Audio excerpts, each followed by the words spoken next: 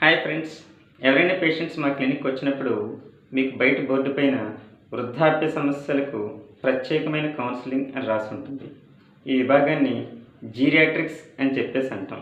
మీరు పీడియాట్రిక్స్ చిన్నపిల్లల విభాగం అని వినుంటారు, జీరియాట్రిక్స్ అని చెప్పేసి వినుండరు.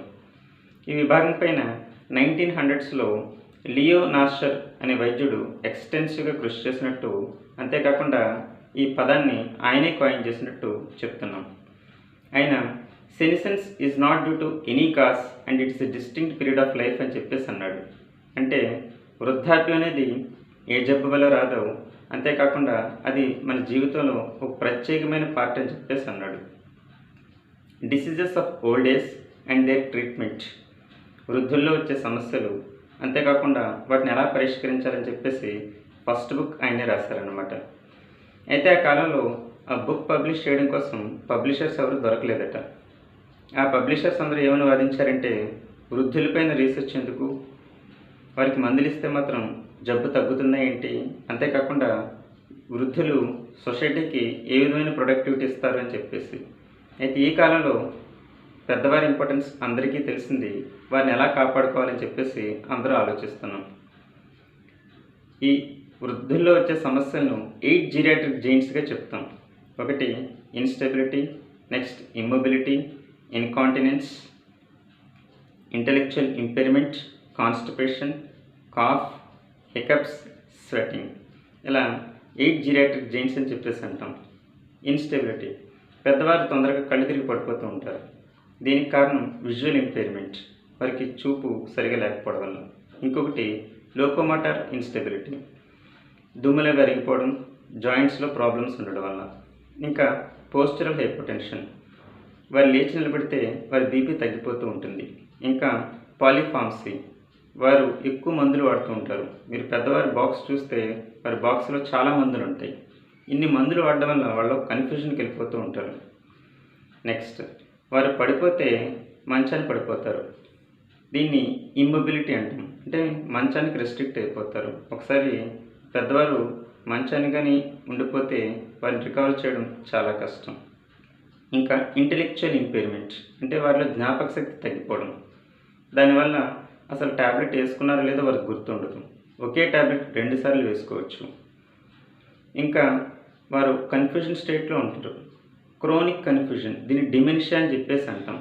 అప్పుడప్పుడు ఈ కన్ఫ్యూజన్ ఎక్కువైపోతూ ఉంటుంది, దీన్ని డెలీరియం అని చెప్పేసి అంటూ ఉంటాం. ఇదంతా ఇంటెలెక్చువల్ ఇంపైర్మెంట్లోకి వస్తుంది. ఇంకా ఇన్కాంటినెన్స్, వారికి యూరిన్ తెలియకుండానే అయిపోతూ ఉంటుంది. దీంట్లో స్ట్రెస్ ఇన్కాంటినెన్స్ అని చెప్పేసి అంటాం. దగ్గిన తుమ్మిన యూరిన్ లీక్ అవ్వడం. ఇంకా అర్జ్ ఇన్కాంటినెన్స్, వాష్రూమ్కి వెళ్దామని అనుకునేటప్పటికీ యూరిన్ లీక్ అయిపోవడం. ఇంకా ఓవర్ఫ్లో ఇన్కాంటినెన్స్, అంటే సడన్గా యూరిన్ అంత మొత్తం బంద్ అయిపోవడం. ఇంకొకటి కాన్స్టిపేషన్, మలబద్ధకం, పెద్దవారిని ఇది చాలా ఇబ్బంది పెడుతూ ఉంటుంది. ఇంకా కాఫ్, తాతకి దగ్గులు నేర్పించాలంటాం.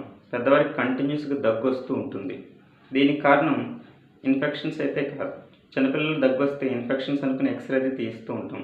పెద్దవాళ్ళు స్వాలోయింగ్ డిస్ఫంక్షన్ అని చెప్పేసి అంటాం. అంటే ఈ నెక్ మజిల్స్, మనం తినడానికి కానీ ఊపిరి పీల్చుకోవడానికి కానీ వాడుకునే మజిల్స్ని పటుత్వం కోల్పోవడం. అందువల్ల వారు ఏది తిన్నా ఊపిరితిత్తుల్లోకి లాక్కుంటూ ఉంటారు.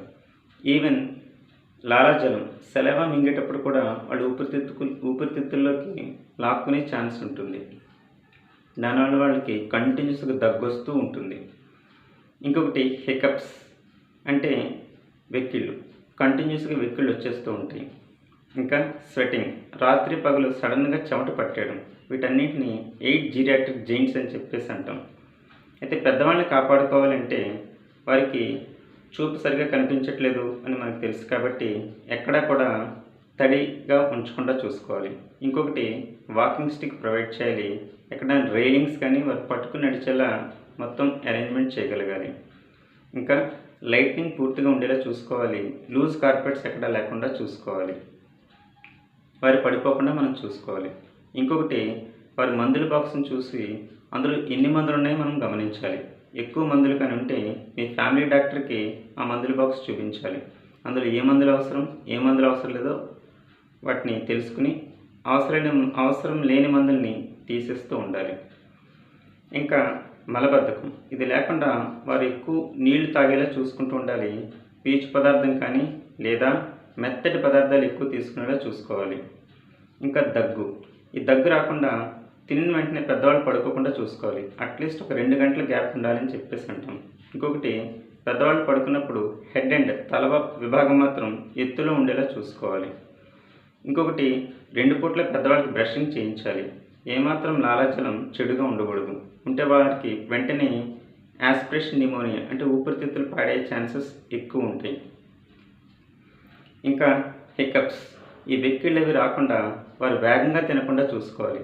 వేగంగా తింటే గాలి మింగేస్తారు, దానివల్ల కంటిన్యూస్గా వెక్కిళ్ళు వచ్చే ఛాన్స్ ఉంటుంది. ఇంకా వెక్కిళ్ళు కంటిన్యూస్గా వస్తున్నాయంటే కిడ్నీ డిజార్డర్స్ కానీ ఇంకేమైనా షుగర్ కంట్రోల్ తప్పుతుందా లేదా చూసుకుంటూ ఉండాలి. ఇంకా సడన్గా స్వెట్టింగ్ వచ్చేయడం అంటే విపరీతంగా చెమటలు పట్టేయడం.